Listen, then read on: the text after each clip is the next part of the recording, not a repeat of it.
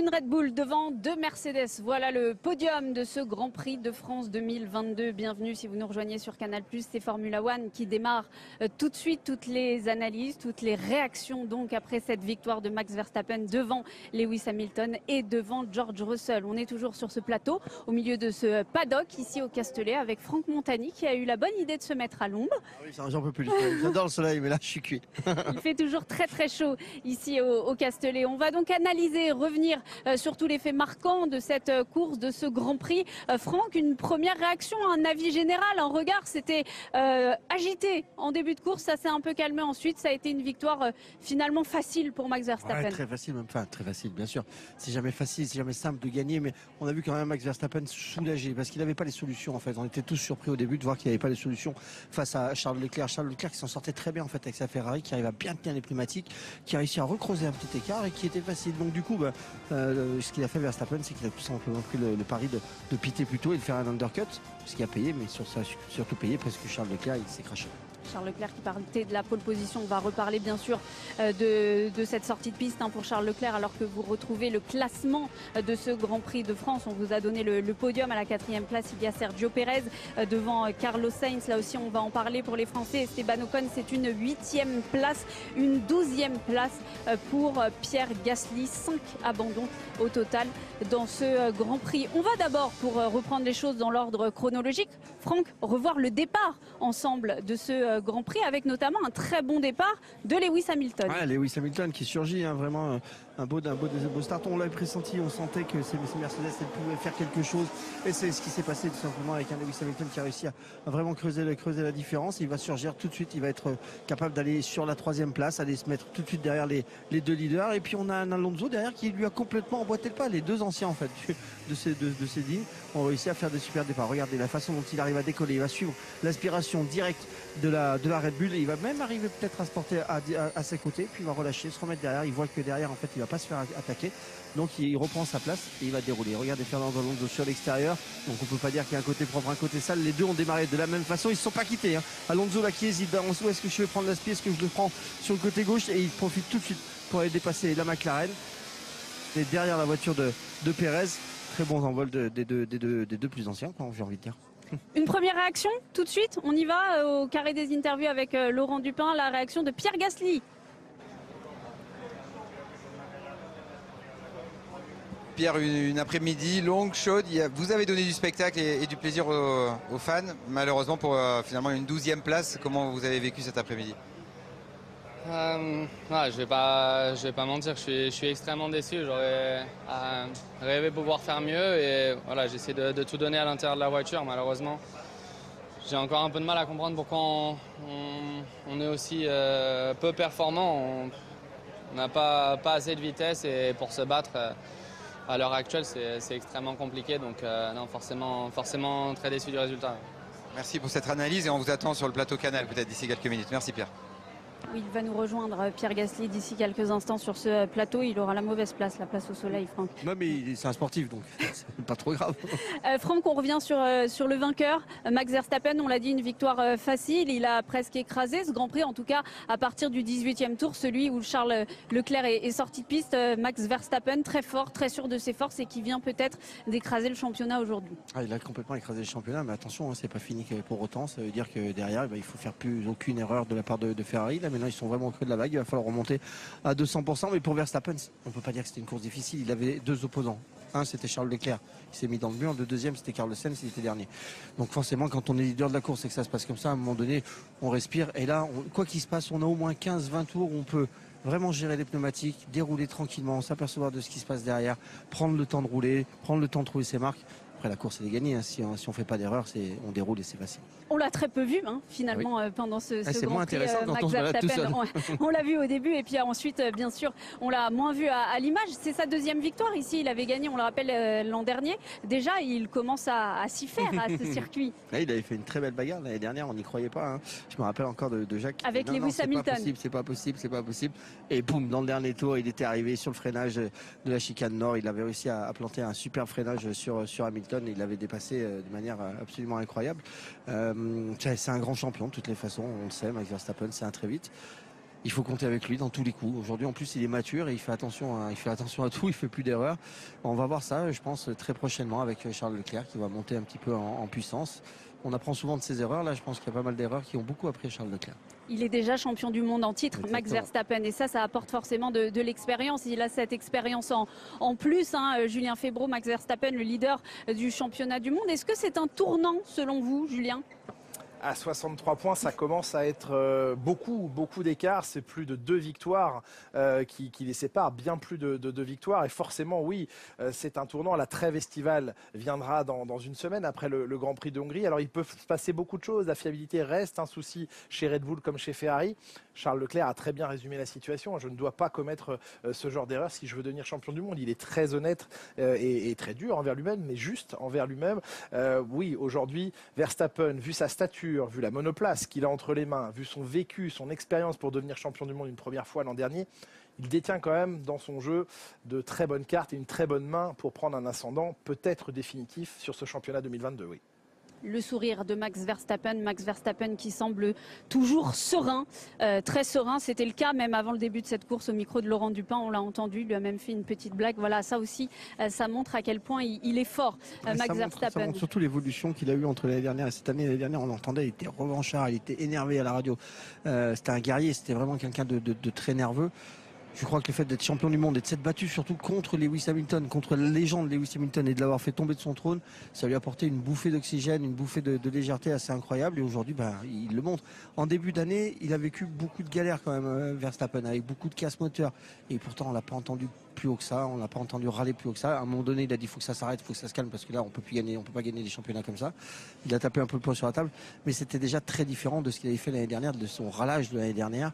Je crois qu'il a vraiment évolué, qu'aujourd'hui, c'est une vraie machine à gagner, quoi, tout simplement. Un Max Verstappen mûr, un Max Verstappen serein et libéré. Vous l'avez dit, on revoit ce classement, ou on le voit même, ce classement du championnat du monde des pilotes. 63 points d'avance donc désormais pour Max Verstappen devant Charles Leclerc. L'autre Red Bull est 3e et l'autre Ferrari est ensuite 4e. Suivent les 2 Mercedes. On va parler justement de Charles Leclerc. Maintenant, Franck, c'est l'autre point, l'autre moment fort, bien sûr, le tournant même de cette course. Charles Leclerc qui partait de la pole position.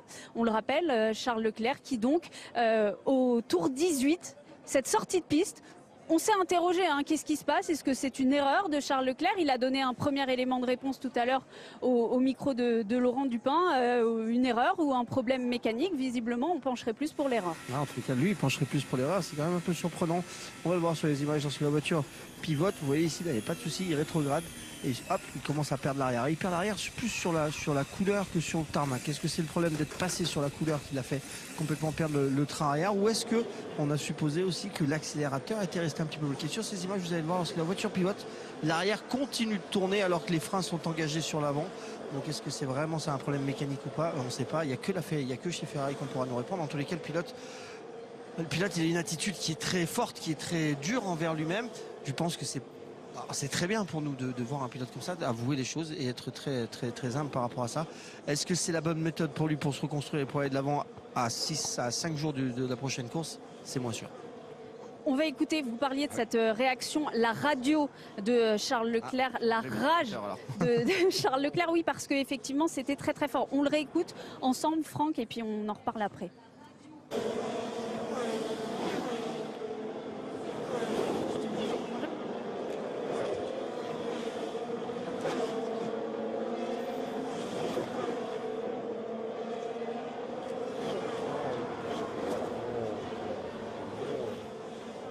On n'a pas écouté la radio, on la rejouera, c'est promis. Ouais, ça a peut-être abîmé les machines, hein, tellement c'était fort.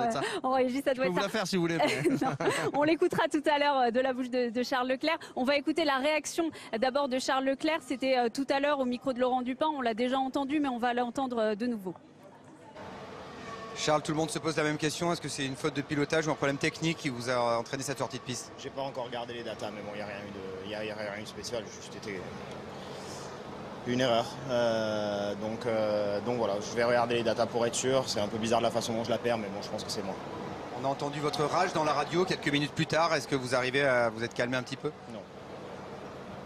Verstappen va sûrement quitter le Paul Ricard avec une 60aine de points d'avance. Est-ce que le championnat est encore à envisageable ou faut prendre course après course? On fera les comptes en fin de saison, mais bon, c'est sûr que s'il nous manque 25 ou 30 points avec l'heure d'Imola aussi, en tout, je sais d'où ça viendra, donc je pourrais m'en vouloir qu'à moi. On verra à la fin du championnat, mais bon, si je reste à ce niveau-là, c'est sûr que je ne mérite pas de gagner ce championnat. Donc voilà, enfin le niveau est très haut, mais bon, 2 erreurs entre Imola et ici, ça fait mal. Après, il faut quand même qu'on analyse ce qui s'est passé avec la voiture, parce qu'en fait, j'arrivais pas à mettre la marche arrière. Donc voilà, mais bon, ça c'est des détails. Faut pas mettre une voiture dans le mur avant ça. Merci pour votre franchise. Oui, la réaction est très très forte, hein, les mots très durs envers lui-même de Charles Leclerc, alors que l'on accueille dans Formula One Hugo Travers. Bonjour. Bonjour. Plus connu sous le nom de Hugo Décrypte. Ouais. Vous êtes un youtubeur, vous décryptez l'actualité. Vous êtes un fan de Formule 1 aussi? Fan de Formule 1 comme pas mal de monde présent ici. Un vrai plaisir pour moi d'être présent là. Je disais à l'instant que quand on est présent ici, on n'a pas la douce voix de Julien dans les oreilles malheureusement. Mais on profite quand même du spectacle d'une autre façon, donc ça fait bien plaisir. Vous auriez pu vous installer dans le paddock juste derrière ce plateau. Il y a des chaises longues et vous entendez les commentaires de Julien Febvre, mais je pense que c'était mieux de voir la piste. En effet, Hugo. On vient d'entendre là les mots de Charles Leclerc avec ce fait marquant. C'est fort, hein, le discours, messieurs, du pilote Ferrari.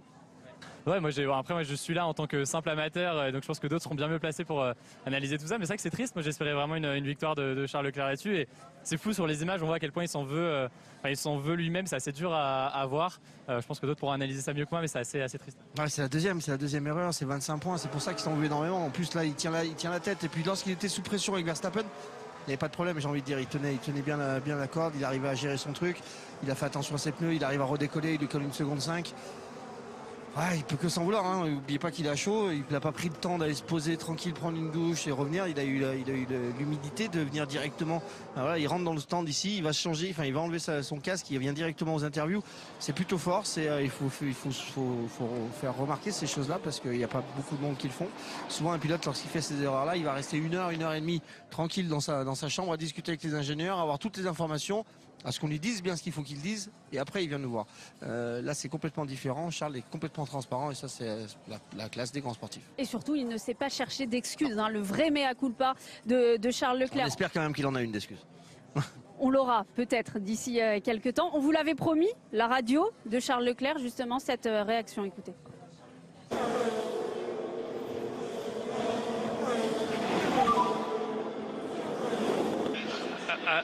Are you okay? I got a black photo.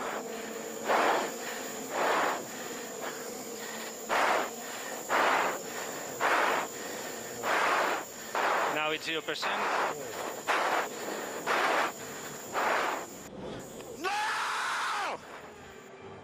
Voilà, on vous l'avait dit, c'était très fort la rage vraiment de Charles Leclerc. Un dernier mot avec vous, Hugo, et après on vous laisse profiter encore un petit peu, prolonger le plaisir ici dans ce paddock. Vous qui touchez, notamment, qui parlez notamment à une communauté assez jeune, est-ce que vous sentez la ferveur autour de la Formule 1 qui est de plus en plus forte ? Très clairement, et honnêtement, pour être très transparent, moi je fais partie de cette sûrement nouvelle vague de personnes qui a la chance de pouvoir suivre tout ça. Moi on a annoncé cette semaine une interview de Max Verstappen sur YouTube qui va sortir la semaine prochaine. Et il y a eu j'ai eu un quart d'heure avec lui. C'est vrai que les retours directement ont été très très forts. On voit qu'il y a un intérêt pour tout ça. On voit aussi qu'il y a pas mal de créateurs de contenu, des youtubeurs, des créateurs en tout genre qui font des choses autour de la Formule 1. Il y a un grand prix en octobre qui s'appelle le Grand Prix Explorer qui est organisé par Squeezie, où une vingtaine de streamers et youtubeurs se réunissent pour faire de la Formule 4 au Mans en octobre. Donc on voit qu'il y a un intérêt très très fort pour la Formule 1 et ça fait plaisir à voir. Moi il va falloir que je vienne faire une semaine chez toi parce qu'une demi-heure avec Max Verstappen je galère pour l'avoir. Oui, vous avez beaucoup de chance, vous avez beaucoup d'accès. Ça faisait longtemps qu'on essaie de batailler là-dessus. On l'a fait un format en plus qui a pour objectif de faire connaître aussi au plus grand public la Formule 1 parce que c'est une sorte de FAQ. On pose toutes les questions qu'on a posées à un pilote de Formule 1. On avait fait ça avec Hollande sur les coulisses des présidents et avec Thomas Pesquet sur la vie d'astronaute. Là c'est encore autre chose avec la Formule 1. Il y a des révélations ou pas? Il y a quelques révélations, quelques trucs assez croustillants qui sont sympas. Vous pouvez nous en donner? C'est cool. Ah bon, on le verra la semaine prochaine. Bon, j'aurais essayé. Merci beaucoup. En tout cas, premier changement sur ce plateau dans Formula One. Merci d'être passé nous voir. On va accueillir Laurent Rossi, directeur général d'Alpine. Voilà, le passage de témoin, le passage de micro, avec un grand sourire.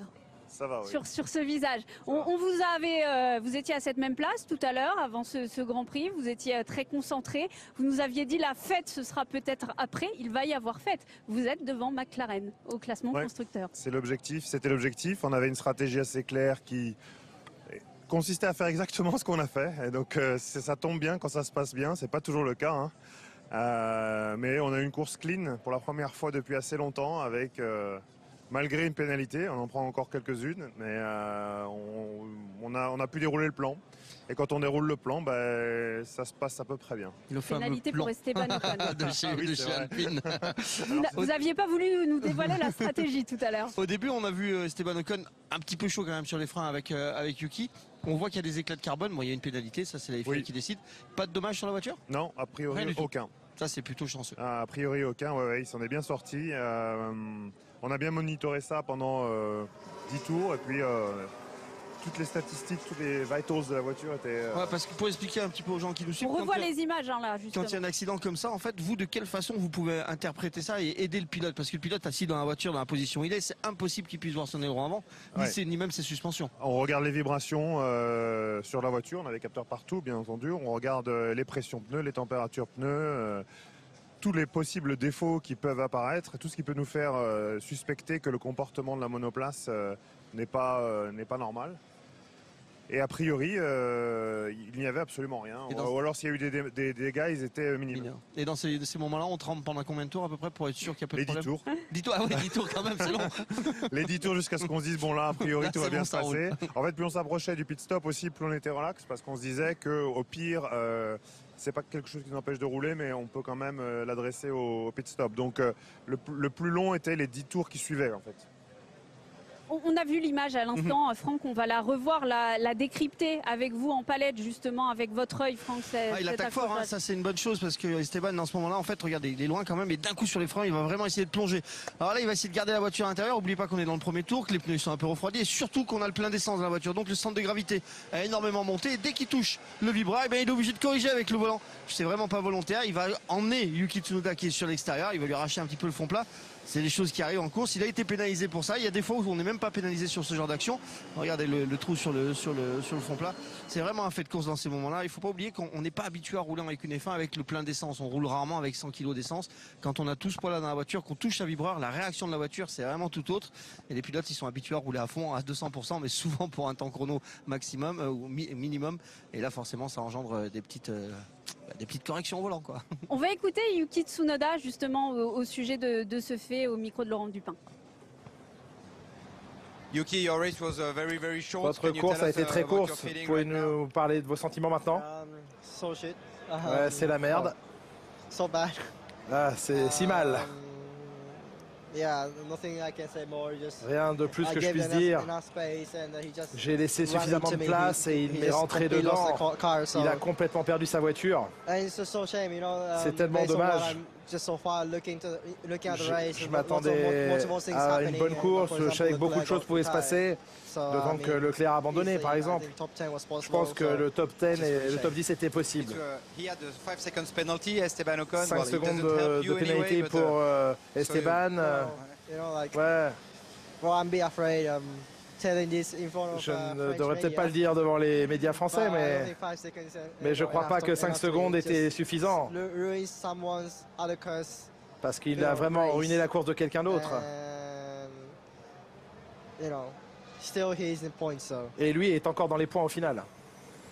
Voilà, ça c'est l'avis évidemment de Yuki Tsunoda. 6e, Fernando Alonso. 8e, Esteban Ocon. Et on va voir le classement constructeur. On le disait, vous passez devant McLaren. Donc vous étiez à égalité avant le début de ce Grand Prix de France. Il y a 4 points désormais. Vous voulez qu'on prenne une photo? Pardon? Vous voulez qu'on prenne une photo? Non, je l'ai prise. Ça va pas être la peine, non? Ça va aller de mieux en mieux. A priori, on va la garder. On va essayer de la garder comme ça jusqu'à la fin de la saison, le classement par la photo. Mais non, ouais, ça fait plaisir parce que ça fait quand même 4-5 courses que si on avait mis les deux voitures dans les points et avec des scies, on peut faire beaucoup de choses. Hein, mais on pensait qu'on avait le potentiel pour le faire et on a enfin eu un week-end clean et ça fait du bien. Merci beaucoup, Merci. Laurent Rossi, Merci. et bravo. Merci d'être passé par notre plateau et à la semaine prochaine parce qu'il y a déjà un Grand Prix dès la semaine prochaine. Ça va se passer en Hongrie. Vous pouvez y aller. J'y vais, merci. Oui, vous pouvez passer devant la caméra. C'est comme ça parce qu'on va accueillir Pierre Gasly. Voilà le deuxième changement sur ce plateau dans Formula One. Merci beaucoup, Pierre, de passer par notre plateau. Merci de votre gentillesse. On a entendu tout à l'heure votre réaction au micro de Laurent Dupin. J'imagine que c'est toujours la même si c'est un peu moins à chaud là tout de suite. C'est la frustration qui prédomine encore. C'est difficile. C'est difficile de trouver les mots dans des situations comme ça. Bien sûr, il y avait beaucoup d'envie de bien faire et quand on donne tout à l'intérieur de la voiture et qu'on n'est pas forcément récompensé, c'est toujours dur. Après, voilà, ça fait partie du sport aussi, de ce sport-là en Formule 1. De temps en temps, ça ne paye pas toujours comme on le voudrait. La saison dernière, ça marchait extrêmement bien. Cette année, c'est une voiture différente, ça marche différemment. Et voilà, on ne va pas baisser les bras, c'est pas notre genre. Et on va continuer de travailler pour remonter, mais clairement, c'est très compliqué. Ah, c'était une course un petit peu chaotique. On sait que la position au final, elle ne te convient pas, c'est pas ta place non plus. Est-ce qu'au moins tu as trouvé des solutions dans la voiture par rapport à hier? Est-ce qu'elle te correspond un petit peu plus? Est-ce que tu as trouvé des axes de travail? Ou aujourd'hui, encore une fois, c'était une voiture qui t'a surpris? Des solutions, j'ai essayé d'en trouver sur la piste. De temps en temps, ça paye, de temps en temps, ça paye pas. Non, mais vu dans la position où on est, honnêtement, on n'a rien à perdre. C'est pour ça, voilà, je donne tout. J'essaie d'essayer des choses dans la voiture. J'essaie de tenter. Mais à la fin, quand on n'a pas la vitesse, on peut tenter plus ou moins tout ce qu'on veut. On est juste trop lent. Et je pense qu'aujourd'hui, le problème, il est là, c'est qu'on n'est juste pas assez rapide. Et voilà, je sais ce que j'ai besoin dans la voiture et pour l'instant, on n'arrive pas à l'avoir, mais on va travailler pour ça. Des solutions qui arrivent bientôt, des nouveautés? Parce que là, vous venez d'avoir un bon pack de nouveautés. Déjà, donc... oui. Non, pas tout de suite. On va passer l'été. On va en trouver avec la voiture qu'on a. Là, on vient d'avoir des nouvelles pièces. Il faut donner du temps aussi. C'est sûr qu'il faut essayer de comprendre ce nouveau package. Vendredi, ça a marché très bien. C'est pour ça qu'il y a pas mal de choses aussi à essayer de comprendre. Parce que depuis samedi, c'est beaucoup plus compliqué. Et voilà. On voit votre départ là en caméra embarquée, Pierre. En pneu dur, c'était pas très simple. Après, on a essayé on avait une stratégie un peu décalée. On s'est dit on va essayer d'aller plus loin avec les pneus hard. Mais aujourd'hui, j'ai l'impression que les pneus hard, pour tout le monde, ça a été un peu plus compliqué que prévu. Moi, on avait des meilleures sensations avec les pneus médiums. Et voilà. Mais comme je l'ai dit, au final, les pneus, c'est secondaire. Ce qu'il faut, c'est de la perfo. Et aujourd'hui, malheureusement, on ne l'avait pas. C'est sûr que c'est un Grand Prix très particulier quand on voit 65 000 personnes dans les tribunes, des milliers de drapeaux français. Le soutien que j'ai pu recevoir tout au long du week-end de la part de tous les fans, ça a été juste magique. Et je voudrais déjà remercier vraiment tout le monde pour ce soutien et m'avoir poussé tout le week-end, même si la performance n'était pas là et que ça n'a pas dû être très excitant pour tout le monde. Il y a du positif, effectivement, c'est ça, c'est l'amour de ce public. On va revoir ces images parce qu'on ne s'en lasse pas. Ces images pendant la parade, là, devant votre tribune. Racontez-nous, qu'est-ce que vous ressentez à ce moment-là? C'est clairement, ça fait partie des moments dont je me rappellerai toute ma vie. C'est un Grand Prix de France. J'ai la chance d'avoir un Grand Prix chez moi, dans mon pays. C'est la première fois depuis 2018 où je peux ressentir ce que c'est d'avoir un Grand Prix plein. Il y a 65 000 personnes, 70 000 personnes. Et j'ai été même moins impressionné de la part de voilà, l'énergie et l'engouement qu'il y avait et la ferveur qu'il y a eu. T'as déjà vécu ça? What's my name? Parce que Daniel Ricciardo nous a rejoint. Ça va, Pierre Gasly? On est en direct, monsieur, désolé. Have you ever seen someone get knocked out on live TV? Vous avez déjà vu quelqu'un comme ça frapper en direct? Yeah. You can talk about your race? Vous pouvez parler de votre course, hein? Non, j'ai pas vraiment envie d'en parler. Ce gars a fait une très bonne course. Je vous laisse je lui laisse sa place. Merci Pierre. Merci beaucoup d'être Gasly.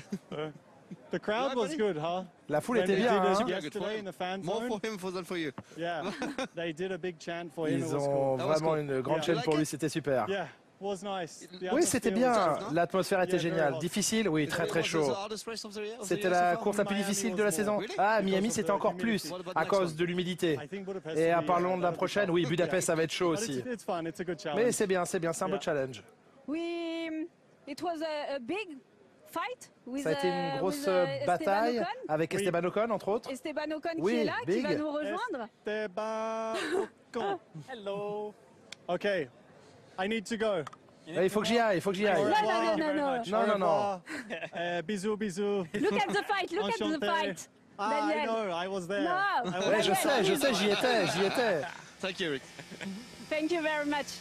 Merci d'être venu. Il il continue à regarder quand même. You lose. Ah, come on. Okay, au revoir. Magnifique. Enchanté. How do you... yeah. Okay, I'm very impressed with your improvement in French. Très impressionné par tes progrès en français. Il maîtrise bien, il maîtrise bien. Esteban, merci de nous rejoindre sur ce plateau de Formula One avec un grand sourire. Grand sourire, oui, c'est sûr que c'est une belle fin à notre Grand Prix de France. Je pense de scorer avec les deux voitures, c'est super solide. On est content d'avoir doublé McLaren au championnat constructeur. De notre côté, voilà, on manque toujours de performance, que ce soit sur la qualif ou sur la course. Ça manquait un peu en perco, mais voilà. Mais là, on revoit ces images déjà tout à l'heure au moment des interviews. Vous parliez de quoi là? Bah justement, de la petite bataille qui était. Il en a dit plus que sur notre plateau à l'instant ou pas? Oui. En fait, je lui disais que sur le vibreur, c'était chaud. La voiture s'est mise à bouger de droite à gauche. En signe à l'extérieur. Donc ouais, sur l'extérieur. Donc ouais, c'était quand même chaud, mais voilà, on a kiffé notre petite bataille et je savais qu'avec Daniel, on pouvait aller dans. Ouais, c'est qu'à la sortie de signe, il y a un petit trou en fait. Et quand elle tape le trou-plat, elle fait ça un peu. C'est ça, elle a fait ça. Et à 300 km/h, c'est moins drôle. Bien. Laurent aussi, votre directeur général Alpine, oui, juste au bord de ce plateau qui applaudit son pilote. Oui, parce que c'est une très belle journée, une très bonne opération pour votre écurie ici à domicile. Ouais, c'est clair, 10 points. Raconte-nous le premier freinage à la chicane avec Yuki, c'était chaud, non? C'était chaud. C'était un peu en confiance ou non, plein d'essence Honnêtement, j'ai pas revu les images exactement. Donc tu perds un petit peu l'auto sur le vibreur en fait. Ouais, de toute façon, c'est toujours comme ça là-bas, mais quand on est à l'extérieur, on sait qu'on s'expose au risque. 100% d'accord. Voilà, donc c'est risqué. J'ai pris la pénalité. À la fin, ça m'a coûté un petit peu peut-être la position avec Lando. On aurait peut-être pu faire une bagarre avec Lando. On revoit les images. Alors ça c'est le virage 1. Ça va être long en caméra si on laisse jusqu'au virage 8. Attends, on va faire accélérer. 1 minute 10, voilà. 1 minute 10, ah bon. Bon bah là à l'extérieur, là il me ferme la porte, ça passait pas. C'est quand même chaud parce que tu confirmes, malgré le fait que tu sois grand, tu vois tes pneus, le haut de tes pneumatiques, c'est tout. Là on a une caméra qui est bien plus haute que toi, mais quand tu es dans ton auto, tu vois ni ton... T'as voulu aussi y aller, hein. Non mais ouais, c'est cool parce que dans Formula One on a la même caméra, donc on voit bien, on l'utilise tous celle-là. Mais ouais, en vrai on voit beaucoup moins quand même. Donc ouais, non, là j'étais bien positionné, bien à la spi. Je me suis dit allez, là ça va revenir, donc j'utilise le max de boost là possible. Et puis là clairement il sait que tu vas tenter quelque chose. Bah ouais, du coup mais il défend pas, ce qui est étrange. Et là je vois qu'il va être bloqué au freinage si on freine tous les deux tard. Il est bloqué. Là tu fumes sur les freins. Et là il relâche les freins et bon. Touchette. Petite touchette, ouais. Un petit peu rayé la voiture. Ouais, un petit peu rayé, mais bon, on a quand même l'aileron avant le plus solide au monde. Il est dans les points, c'est ça. Ouais, et il n'y a aucun dommage, donc bon, je suis désolé que ça lui arrivait comme ça, mais voilà, c'est la course, c'est la bataille. On adore ces moments entre vous deux, là, revenir sur cette course. On va faire ça après chaque Grand Prix. Avec plaisir. Et dire raconte-nous si rendez-vous. Signe à l'extérieur là. Parce que c'est il en redemande, il en veut encore. Ça m'a l'air de l'extérieur, forcément, tu es à 300 et quelques kilomètres/heure. Hop, tu enroules avec quelqu'un à l'intérieur. Si tu touches les roues, on sait où ça finit. Ah oui, ça finit très loin. Vous faites comment? Tu fais ça? Tu ferais ça avec tous les autres pilotes? Non. Ou tu choisis quand même ton pilote? Je savais qu'avec Daniel, voilà, ça allait être propre. Je pouvais le risquer. Ça faisait quand même 25 tours qu'il savait que j'étais derrière, que je mettais la pression. Donc à un moment, il fallait y aller. Et voilà, je me suis dit, allez, on tente. C'est clair que c'est chaud parce que la voiture, les voitures de nos jours, elles tapent quand même au sol.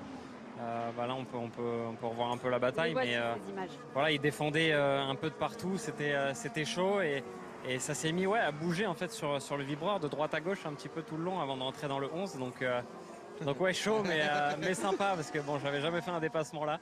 Donc voilà, on l'a fait. Ah, bravo, c'est génial. C'était chaud. De l'extérieur, c'est super. Merci. C'était chaud à tous les points de vue, décidément, aujourd'hui, en piste, la température ambiante, avant la course aussi, cette parade devant votre tribune et tous ces spectateurs. Pierre nous a dit que c'était un moment dont il allait se souvenir toute sa vie, vous aussi, on imagine. Ouais, c'est clair, ça restera gravé. Honnêtement, Hier, voilà, j'étais voir les personnes de ma tribune qui me soutiennent depuis le début du week-end. Il y a un petit qui s'est jeté dans mes bras et qui m'a dit « Esteban, t'es un grand, t'es tout pour moi ». Et on l'a fait rentrer dans le paddock voilà, tout à l'heure. J'ai donné une de mes casquettes, il me dit c'est la seule qui me manquait. Et je voulais lui régler en fait la taille sur sa tête et il m'a dit non, Esté, parce que ça, c'est ta taille, alors je garde la même. Et, enfin, franchement, voilà, c'est des anecdotes. C'est incroyable, c'est incroyable. Et c'est pour ça, ouais, je veux remercier tout le monde parce que voilà, j'ai hâte qu'on puisse revivre des Grands Prix de France comme ça. Je sais que par le futur, il sera menacé, mais croyez-moi qu'on va trouver des solutions pour que le Grand Prix de France revienne. Il ne la lavera jamais, cette casquette, ce petit garçon. Merci beaucoup, Esteban, d'être passé sur le plateau de Formula One en direct sur Canal+. Merci et encore bravo à vous. Nous, on va écouter Fernando Alonso, son coéquipier. 6e. Aujourd'hui, je vérifie mon classement, oui c'est bien ça, 6e. Sa réaction, c'était il y a quelques minutes au micro de Laurent. Fernando, ça semble être un bon résultat. Chaque Alpine est devant une McLaren. Comment vous avez vécu cette course? Fantastique. Un très beau résultat d'équipe pour nous aujourd'hui, devant les McLaren. Il semblait très rapide hier en qualif, une demi-seconde devant nous. Et là, aujourd'hui, on a réussi à reprendre l'avantage en performance sur eux. Un bon départ de 7e à 5e et une très bonne stratégie et une bonne gestion des pneus. Il semble des fois que vous preniez la radio et que vous fassiez vous-même la stratégie en prenant en compte qui est devant vous, derrière vous. Vous avez une bonne vision de tout ce qui se passe. Oui, j'avais le sentiment que les pneus souffraient un peu et j'avais un air propre devant moi. Donc je pensais que pour eux, pour les McLaren, ce serait plus dur pour eux s'ils me suivaient de plus près. Donc j'avais envie de les avoir juste derrière moi. Voilà la réaction donc de Fernando Alonso. Et regardez, ça s'enchaîne sur ce plateau. C'est Florence Inama-Pongol qui nous rejoint, consultant foot anglais sur les antennes de Canal, ancien international français, vainqueur de la Ligue des Champions avec Liverpool. Spectaculaire. Un mot justement sur votre Grand Prix. Comment vous l'avez vécu? Top. Franchement, en plus de vivre en France sous ce gros soleil, chaleur soutenable, franchement soutenable. Et une course... Dit-il en Bermuda et chemise. Je vais te donner une combinaison et te mettre dans la voiture. Monsieur Max Verstappen au micro de Laurent Dupin, le vainqueur du jour. Max Verstappen, avec le sourire, il boit toujours un coup. Always drinking before. Thirsty. I'm thirsty. J'ai soif. Second win in a row in France. Deuxième victoire d'affilée en France. Parlez-nous de celle-ci parce que vous étiez très proche de Charles. Après, il y a eu un plus grand écart et puis il a eu ce crash. Comment vous avez géré tout ça? Je pense que notre rythme initial était très bon, mais c'est très difficile de suivre une voiture ici. Bon, on avait la vitesse de pointe à notre avantage, mais pas suffisamment pour le dépasser. Et mes pneus commençaient à surchauffer tour après tour. Donc j'ai poussé un peu, mais pas de manière excessive. Ensuite, évidemment, on ne pouvait pas imaginer ce qui allait se passer, mais il s'est sorti, j'ai demandé s'il allait bien, heureusement il allait bien. Et après, quand j'ai été en tête, il s'agissait de résister avec les pneus, de bien les gérer. C'était compliqué de décider entre 1 et 2 arrêts, mais la pit lane est très longue et il fallait vraiment gérer la température des pneus pour réussir cette stratégie en arrêt. Maintenant, vous avez 63 points d'avance. Et vous allez nous dire que la saison va être longue. Non, faut nous dire autre chose que la saison va être longue. On a encore beaucoup de courses à gagner. Est-ce que c'est mieux? C'était des drapeaux néerlandais ou français? Il y en avait quelques-uns des néerlandais, mais c'était génial de voir autant de fans. C'était un très bel événement et je suis très heureux de ça. Il est très honnête, Max Verstappen. Effectivement, c'était surtout des drapeaux français, mais il y avait quelques drapeaux néerlandais dans ces tribunes ici au Castellet. Paul Belmondo, notre consultant, nous a rejoint également. La réaction du vainqueur. On était en train de parler de cette course ensemble. Messieurs, votre avis justement sur cette victoire, la deuxième d'affilée de Max Verstappen ici en France? On va dire les aléas mécaniques ont fait des siennes aujourd'hui sur Charles. Je pense qu'on aurait pu avoir cette belle bataille jusqu'à la fin. Mais voilà, Max a été encore régulier, sa voiture a été jusqu'au bout. Donc non, chapeau, une belle victoire ici en France. Ouais, c'est une belle course de la part de Red Bull. Ils ont joué intelligemment. Verstappen a vu qu'il ne pouvait pas doubler Charles Leclerc. Il s'est mis un petit peu en retrait. Il a gardé la pression dessus. Ensuite, ils font le choix de l'option de l'undercut, justement, ce qui met un peu plus de pression sur Ferrari. Malheureusement, alors on ne sait pas pour Charles si c'est un problème ou si c'est une faute. Lui, il dit que c'est une faute. On verra plus tard. Mais ce qui est sûr, c'est que ça a amené une erreur de la part de Ferrari sur le pit stop. Et c'est là où la course bascule. Parce que si Sainz réussit et si le pit stop réussit, il revient dans la course et peut aller challenger Verstappen. On revoit, justement, messieurs, ensemble, cette sortie de piste donc de Charles Leclerc qui était désolé, déçu, qui s'est excusé. On l'a entendu tout à l'heure après ça, qui perd l'arrière. Charles Leclerc, effectivement, il y a une question, erreur. Il a pareil évoqué, Franck nous disait tout à l'heure, sa pédale aussi. Voilà. Difficile. Il a raison parce que cet accident en fait engendre un safety car et engendre vraiment un gros cafouillage dans la pit lane. Faut pas dire d'autres mots. Et d'un coup, on a perdu Ferrari.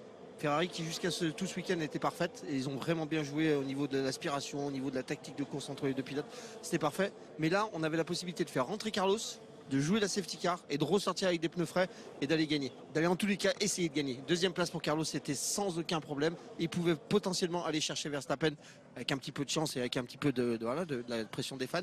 Mais là, clairement, ils se sont effondrés parce qu'ils se sont trompés sur les pneus. Ils ont déjà perdu. Donc, nouvelle erreur de stratégie de l'écurie Ferrari. Pas de stratégie, c'est ce que vous êtes en train de nous dire. Pas de la stratégie. De choix, en tout cas. Ils sont loupés quand ils ont effectué cette action-là. Ils sont trompés sur la roue avant droite. Ils ont perdu 5 secondes et ils ont relâché la voiture. Ils ont reperdu 5 secondes parce qu'ils ont fait un unsafe release.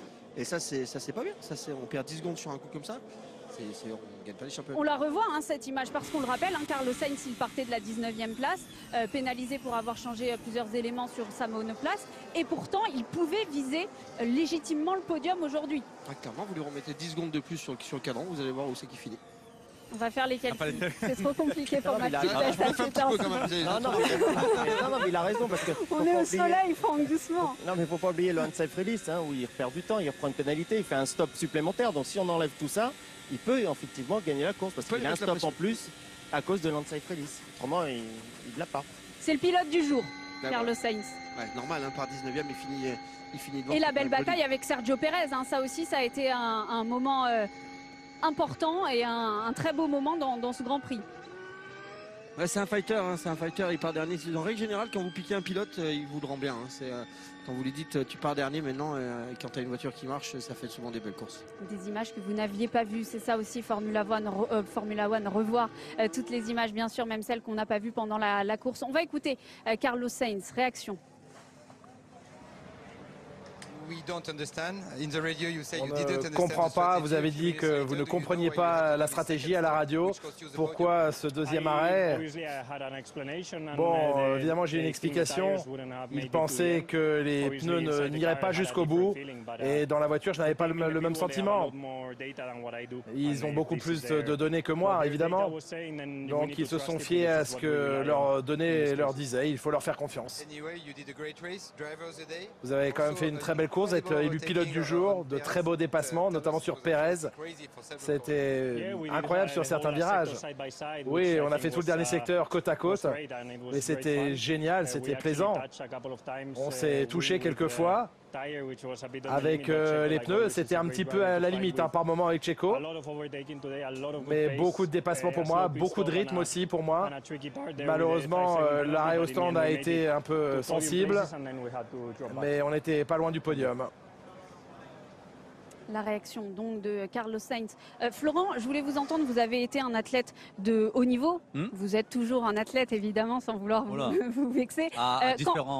À différents degrés. Quand vous voyez ces pilotes-là qui ont roulé aujourd'hui dans des conditions très difficiles, il fait très chaud, évidemment, ça vous impressionne?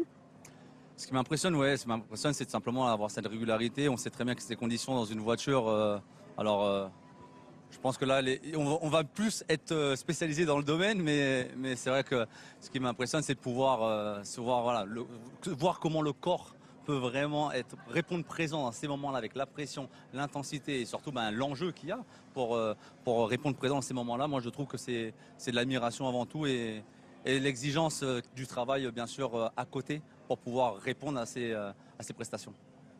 Et nos deux pilotes acquiescent. Complètement raison. En fait, on écoutait Esteban Ocon avant tout à l'heure qui disait quand il fait l'extérieur dans Signes, il a 300 km/h, 302 km/h. Ça va vite dans une voiture, 300 et quelques km/h. Il a fait déjà 3/4 de la course, donc il est épuisé. Il a plus de sel minéraux, il a plus beaucoup de fuite dans le corps qui va l'aider.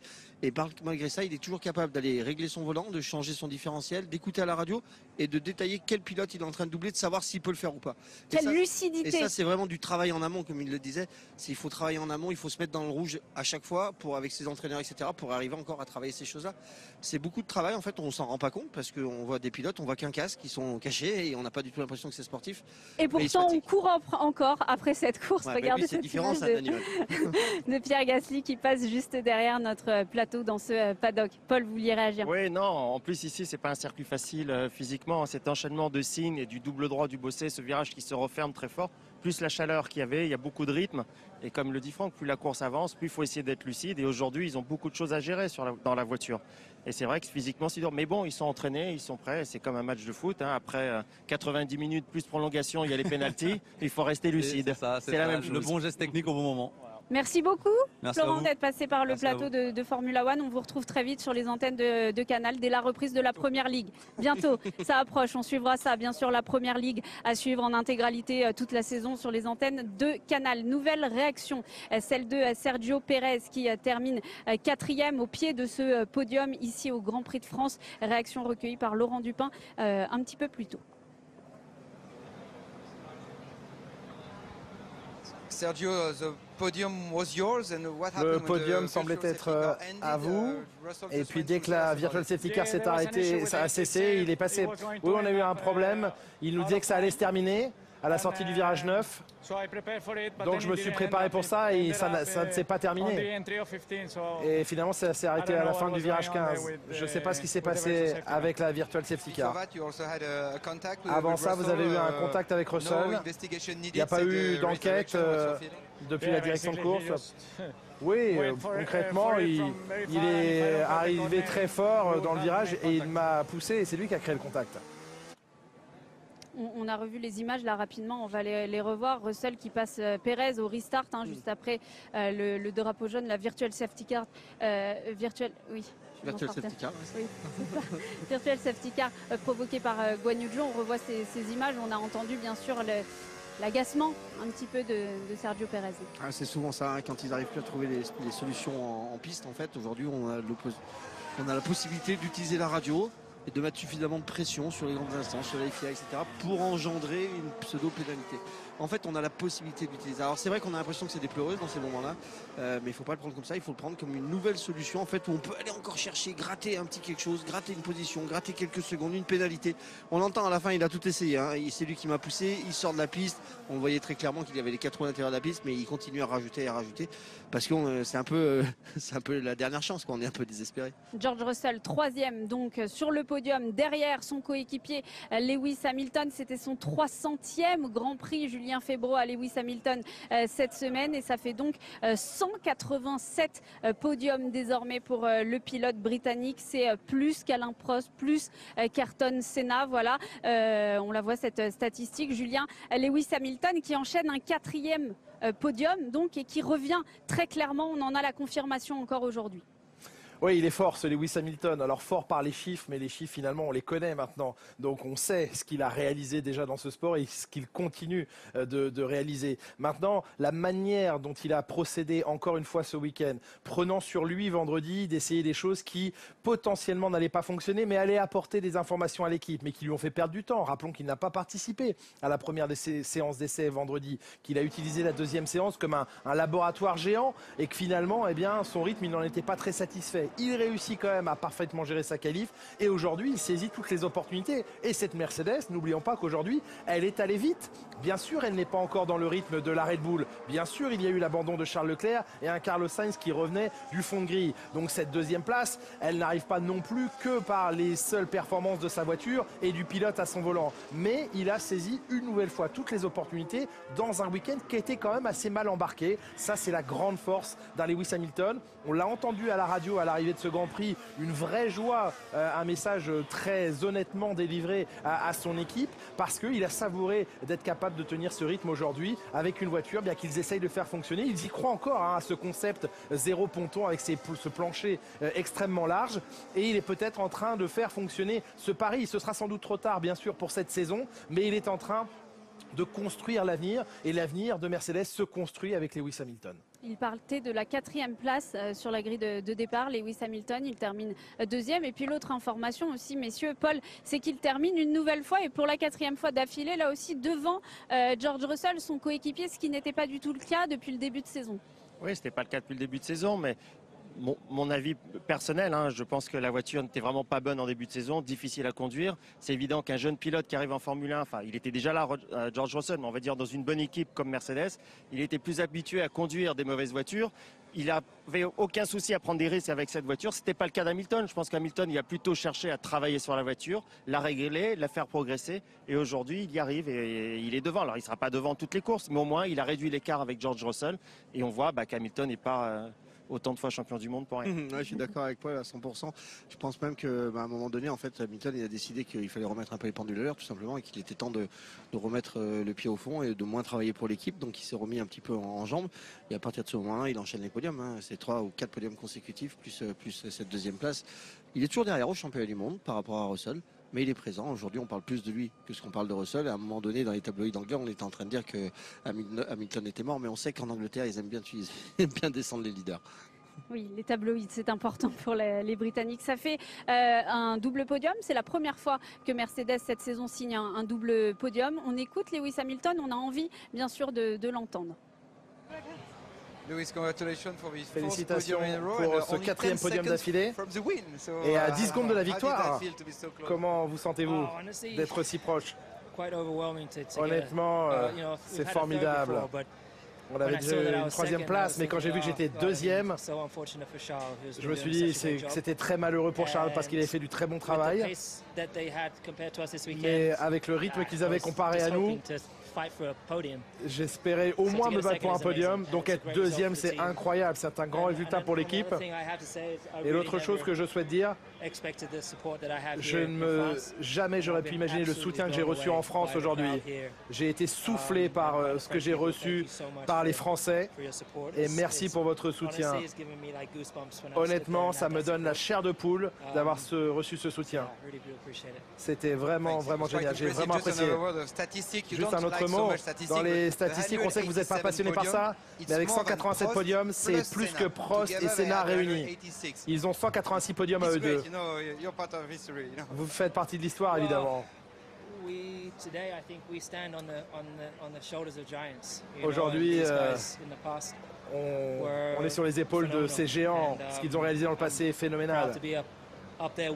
Et je suis heureux d'être là-haut avec eux et de représenter le sport comme ils l'ont fait. Il a retrouvé le sourire et il a retrouvé du plaisir aussi, on le sent. Grâce à nos fans. Lewis Hamilton, grâce à nos fans français, mais oui. On écoute la réaction de son coéquipier George Russell qui lui termine 3e.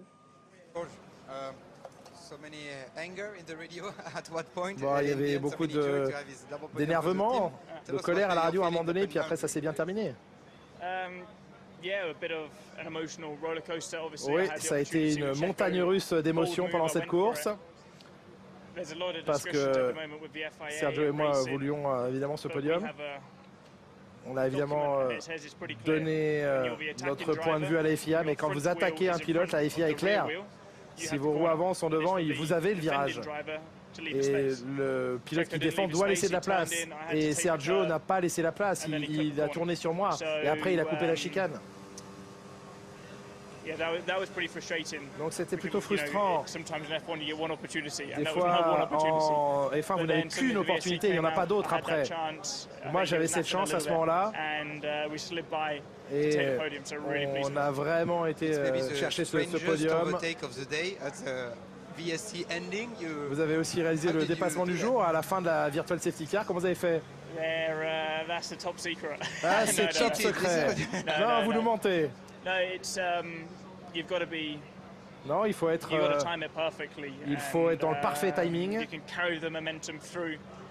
Il faut préparer le moment. Il a été trop rapide et il a dû freiner à la fin, alors que moi j'accélérais à ce moment-là. Et ça a évidemment créé une grande différence.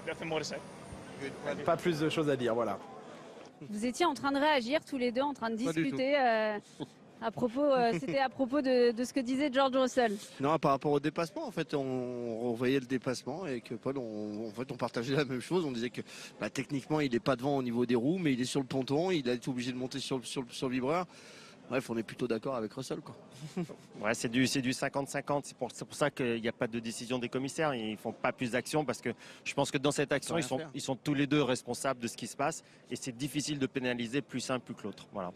Une dernière réaction, messieurs, dans Formula One, celle de Sébastien Vettel. On a entendu tout à l'heure le plaisir de Lewis Hamilton d'être ici, d'être avec tout ce public, cette ferveur. Écoutez justement Sébastien Vettel avec Laurent. Au début de la semaine, vous vous souveniez de l'hymne national d'il y a quelques années. Aujourd'hui, c'était génial. Ça a été la plus grande course probablement qu'on ait eue cette année en termes de public. Sur la piste, bon, c'était un peu ennuyeux, mais c'est pas une piste facile. Hein. Attention, ne vous méprenez pas, mais clairement, les spectateurs ici font de cet événement quelque chose de très particulier. L'hymne national, les drapeaux, vous voyez la fierté ici des Français. Et les Français sont des gens fiers et c'est vraiment agréable de partager ce moment-là avec eux. Bon, ça a été du spectacle jusqu'au dernier virage avec votre coéquipier. Ouais, c'était la seule possibilité que j'avais juste avant la zone DRS. Pendant plusieurs tours, j'ai essayé de passer. Il restait une petite chance à la fin de l'attaquer. Il a planté les freins au dernier virage. J'ai failli me cracher dans sa voiture. Mais bon, ça reste le même résultat pour l'équipe. Mais c'est pas comme si on se battait pour la première place. C'est comme ça. Voilà la bataille d'Aston Martin pour pimenter la toute fin de ce Grand Prix. La réaction donc de Sébastien Vettel, ce Grand Prix de France 2022, unanimement salué, on vient de l'entendre, par les pilotes qui ont tous pris beaucoup de plaisir ici, en tout cas qui ont savouré cette ambiance donc avec tous ces supporters. C'est la fin de ce Formula One. La note de ce Grand Prix de France, j'allais l'oublier, 14,1 pour la note de ce Grand Prix de France. Voilà, merci beaucoup de nous avoir suivis. On va prendre quelques minutes pour remercier tout le monde, évidemment, parce que ça a été un très très long week-end, plus de 20 heures de direct depuis vendredi. Merci donc à tous ceux qui vous ont offert ce week-end exceptionnel, ce week-end de Grand Prix de France, toutes les équipes éditoriales autour de Dominique Sidiropoulos, Lou Van Noort, Vincent Tricoli, Lucas Sergenkov à Paris, également les équipes en régie éditoriale, Sofiane Resguit, Assadit Galès, tous les autres et toutes les équipes techniques, bien sûr, autour de Samuel Vincent. On va continuer à vivre des émotions fortes grâce au sport sur les antennes de Canal. Rendez-vous dès mercredi pour l'Euro féminin de football. Ce sera France-Allemagne, la demi-finale à vivre sur Canal à 21h. Et puis nous, on va se retrouver très vite aussi, dès le week-end prochain pour le Grand Prix de Hongrie. Merci beaucoup à tous les deux. Merci à vous. Merci aussi à Laurent Dupin, Margot Lafitte, Julien Febvreau, Jacques Villeneuve, bref, tout le monde, et merci à vous de nous avoir suivis. Très bonne soirée. Bye bye.